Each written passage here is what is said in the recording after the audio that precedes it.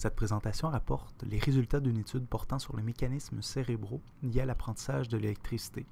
Il s'agit d'un projet de recherche commencé il y a déjà 4 ans et qui vient tout juste de se terminer. On vient tout juste de terminer l'analyse des données.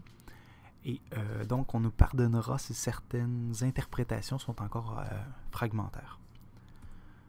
D'abord, le problème de recherche. Quel est le problème qui sous-tend ce projet?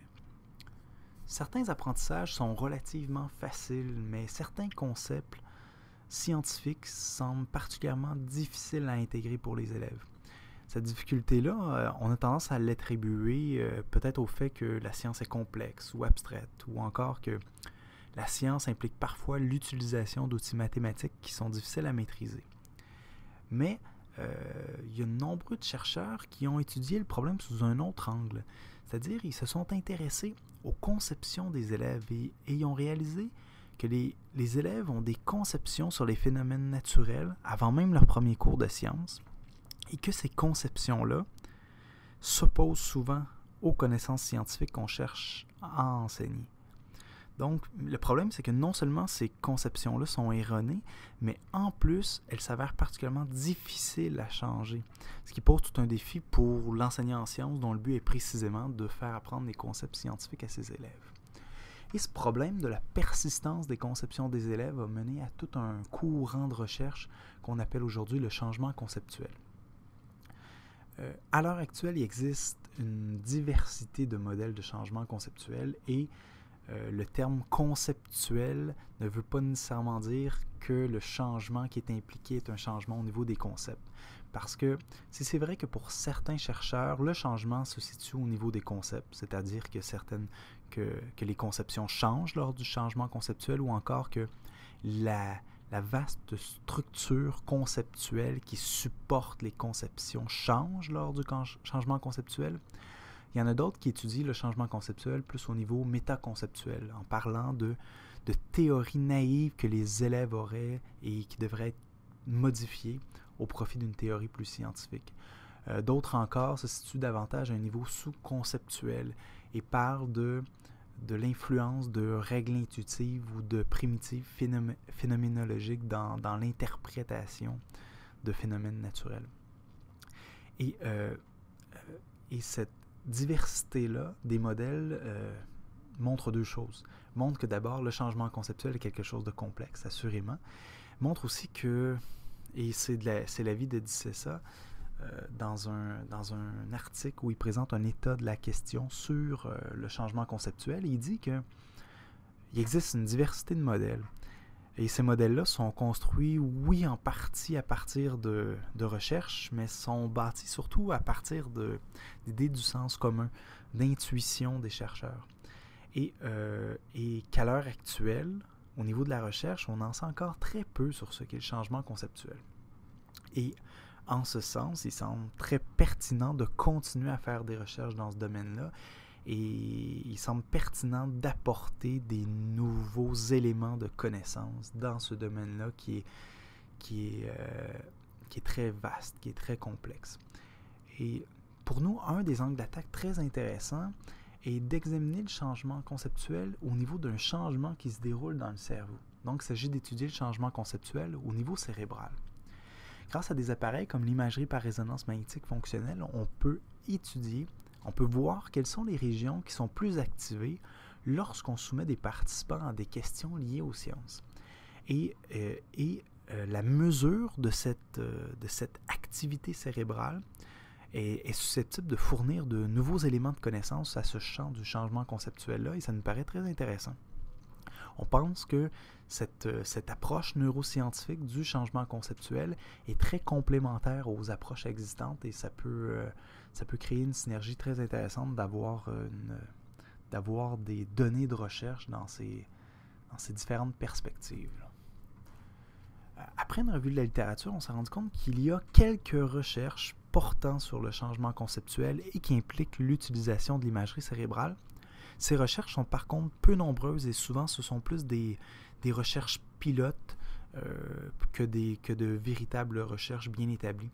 Par contre, ces recherches-là nous amènent à formuler l'hypothèse très intéressante selon laquelle l'inhibition jouerait peut-être un rôle dans les processus de changement conceptuel. Et ça, c'est très différent de plusieurs des modèles de changement conceptuel. Parce que dans plusieurs modèles, on considère qu'après un changement conceptuel, il doit y avoir une très importante restructuration des connaissances, voire un certain effacement des connaissances liées aux connaissances aux conceptions inappropriées pour être remplacé par quelque chose de plus approprié au niveau scientifique. Et au niveau du cerveau, l'inhibition se définit comme étant un mécanisme par lequel des régions cérébrales, ou si vous préférez un réseau de neurones, empêchent l'activation d'un autre réseau de neurones. Donc, dans le contexte du changement conceptuel, ça voudrait dire que la formulation de réponses inappropriées découlerait de certains réseaux de neurones qu'il faut arriver à désactiver. Ils ont tendance à s'activer spontanément, mais il faut, grâce à l'intervention de différentes régions cérébrales, arriver à inhiber, à désactiver cette région-là qui serait activée si on n'agissait pas de façon volontaire sur l'inhibition de cette région-là. Et ce qui est intéressant, c'est que il existe de nombreuses recherches en neuroimagerie qui ont étudié le rôle de l'inhibition. Il y en a quelques-unes en sciences, mais il y en a aussi au niveau du raisonnement logique qui implique l'inhibition de certaines stratégies. D'autres à des niveaux plus généraux, d'inhibition motrice ou d'inhibition vraiment de réponses spontanées qui viennent à l'esprit chez la plupart des gens. Et quand on regarde ces recherches-là, on retrouve principalement deux régions qui sont très, très liées à l'inhibition. La première, qu'on retrouve dans toutes les recherches impliquant l'inhibition, en tout cas toutes les recherches qu'on a consultées, est le cortex singulaire antérieur, qui serait lié à la détection de conflits dans le traitement de l'information. Quand on trouve quelque chose de surprenant, cette région-là, elle s'active. Et lorsque ça s'active en conjonction avec le cortex préfrontal, ça permet aux gens d'inhiber leur façon spontanée de répondre habituellement. Dans certaines recherches, on retrouve aussi le cortex frontal médial et le précuneus, mais c'est plus rare de retrouver ces régions cérébrales-là. Donc, comment on va faire pour étudier les mécanismes cérébraux en lien avec le changement conceptuel? On a recruté deux groupes de participants. Il y a des non-scientifiques qu'on qualifie ici de novices et des scientifiques qu'on qualifie ici d'experts. Les deux groupes ont le même âge, impliquent tous des participants droitiers, des hommes, dont la langue principale est le français. Dans les deux groupes, ce sont tous des étudiants au baccalauréat. Ce qui change d'un groupe à l'autre, c'est l'éducation scientifique qu'ils ont reçue. Dans le cas des novices, ils n'ont reçu aucun cours optionnel en sciences. Ce qui veut dire aucun cours ni au cégep, ni à l'université. Et pas même les cours optionnels en 5e secondaire de chimie et de physique. Tandis que nos experts, au contraire, ont toujours suivi le profil en sciences naturelles et ont donc suivi tous les cours au cégep et sont maintenant étudiants du baccalauréat en physique à l'Université de Montréal.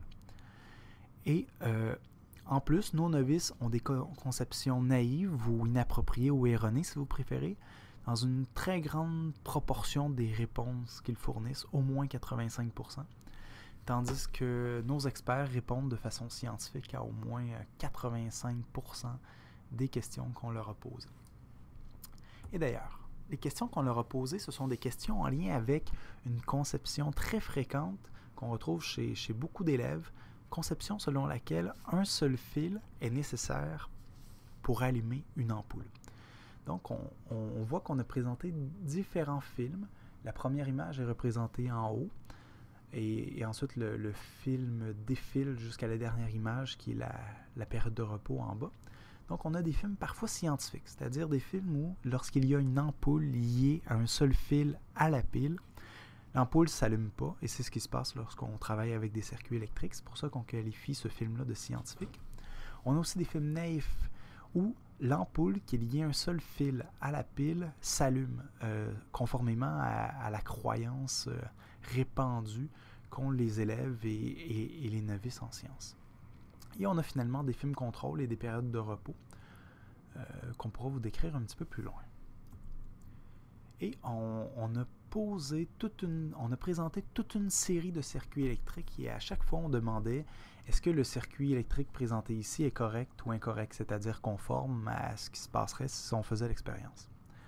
Et on présente les questions en 2 séries. Chaque série comporte 10 circuits naïfs, 10 circuits scientifiques, 10 circuits contrôle et 10 périodes de repos. Après avoir fait une analyse typique de ce genre de données-là, après avoir fait la correction du mouvement, normalisation, lissage et les comparaisons statistiques, on observe des résultats très intéressants. Obtenus à partir du modèle général linéaire, à vrai dire, on fait des tests de T pour 2 échantillons, puisqu'ici on a 2 groupes. Mais ce que je souhaite souligner ici, c'est que nous avons fait des analyses à effets aléatoires, ou de 2e niveau si vous préférez. Et ces analyses-là font en sorte que pour qu'une région cérébrale soit rapportée dans les résultats, cette région cérébrale-là doit être significativement plus activée chez tous les participants. Donc, si on avait une région cérébrale qui est vraiment plus activée chez un participant, mais qu'elle n'est pas significativement activée chez les autres participants, ça ne sera pas rapporté ici. Il fallait que ça se retrouve chez nos 12 ou 11 participants pour être mentionné ici. Le seuil statistique a été fixé à un P plus petit que 0,001, ce qui est couramment utilisé dans ce genre de recherche. Les résultats obtenus.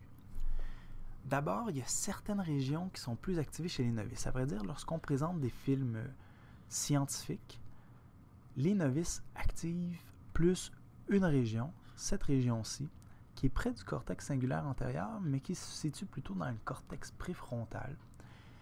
Et fait intéressant à noter, il n'y a pas de régions qui sont plus activées chez les experts ici lorsqu'on leur présente ce type de film scientifique-là. Par contre, qu'est-ce qui arrive lorsqu'on présente des films naïfs aux experts? On pourrait s'attendre que pour les experts, c'est très facile comme question et que donc il devrait y avoir plus d'activité cérébrale chez les novices que chez les experts. Et c'est pas ça qui est observé. Ce qui est observé, c'est qu'il y a de nombreuses régions qui sont plus activées chez les experts lorsqu'on présente ces films naïfs-là. Et non seulement il y a des régions plus activées, mais les régions qui sont plus activées, ce sont des régions très en lien avec l'inhibition. On parle du cortex singulaire antérieur, du cortex préfrontal, du cortex frontal médial. On parle aussi de d'autres régions.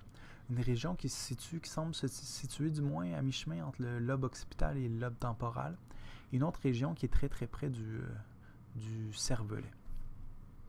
Donc, résultat très intéressant qui semble appuyer l'hypothèse selon laquelle l'inhibition joue un rôle important chez les experts. Et ce qui est très convaincant, c'est lorsqu'on présente les résultats de cette façon. Lorsqu'on présente des films scientifiques aux novices, ils disent que ces films-là sont incorrects et il y a une certaine région qui est plus activée que chez les experts. Chez les experts à qui on présente ces films naïfs-là, ils vont dire aussi que c'est incorrect. Donc, ils vont faire le même genre de travail cognitif que les novices et vont affirmer que c'est incorrect. Mais ça implique plus de mobilisation cérébrale et plus de mobilisation cérébrale dans des régions clés par rapport à l'inhibition.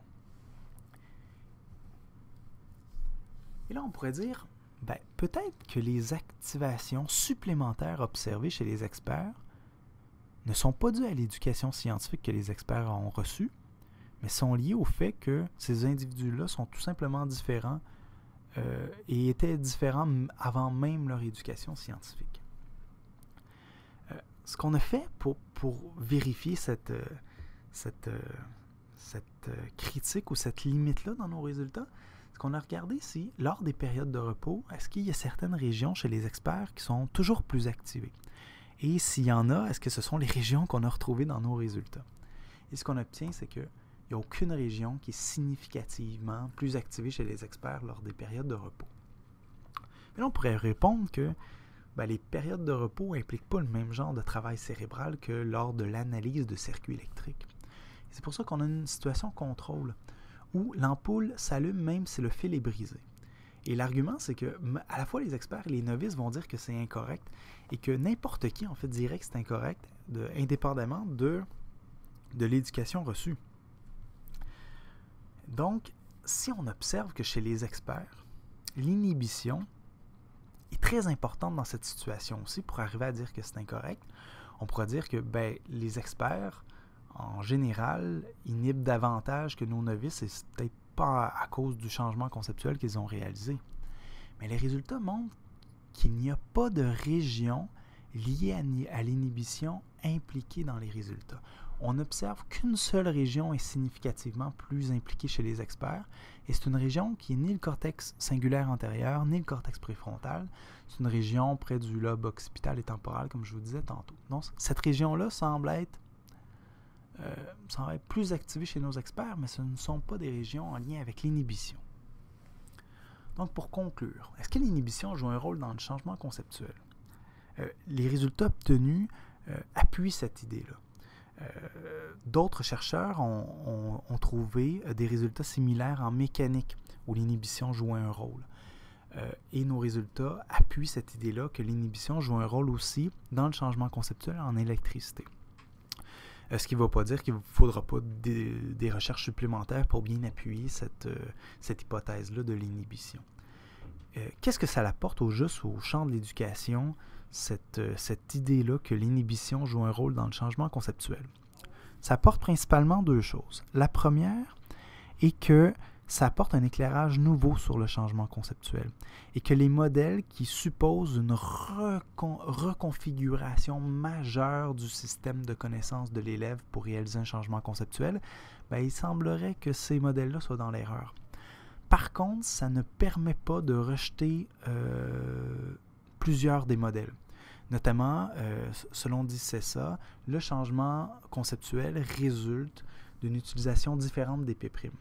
Mais peut-être que l'utilisation inappropriée est tout simplement inhibée et que le modèle de DICESA tient toujours. Ou encore, un autre modèle est le modèle de Vosniadou, selon lequel les gens possèdent des théories naïves.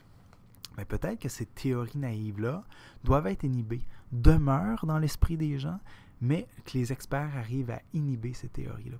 Donc, certains modèles ne sont pas compatibles avec ce résultat de recherche-là, mais d'autres le sont. Et ça nous semble intéressant, cette discussion-là, qui peut être faite sur les modèles de changement conceptuel. Mais un aspect potentiellement très intéressant est l'idée que, une fois qu'on a établi que l'inhibition joue un rôle clé dans le changement conceptuel, il faudrait voir quelles sont les méthodes d'enseignement qui optimisent le développement de l'inhibition chez les élèves. Et là, ça ouvre la porte à toute une didactique de l'inhibition et à tout un pan de recherche qui pourrait s'ouvrir et qui pourrait s'avérer très intéressant pour l'éducation scientifique. Merci bien.